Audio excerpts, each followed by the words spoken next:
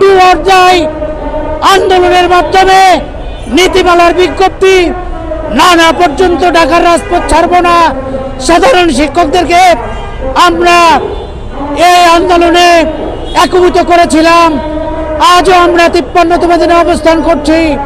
আমার একটাই কথা, আজকে দিনের মধ্যে মাদ্রাসা এবং কারিগরি নীতিমালা প্রজ্ঞাপন আকারে জারি করে আমাদের আগামী সপ্তাহের মধ্যে, যেহেতু এই সপ্তাহের বৃহস্পতিবার দিন ছুটি আছে, রবিবারের মধ্যে আমাদের সেই কাঙ্ক্ষিত এমপি মুক্তির বিজ্ঞপ্তি প্রকাশ করে আমাদেরকে এই রাজপথ থেকে শিক্ষা প্রতিষ্ঠান এবং বাড়িতে ফিরে যাওয়ার ব্যবস্থা করবেন।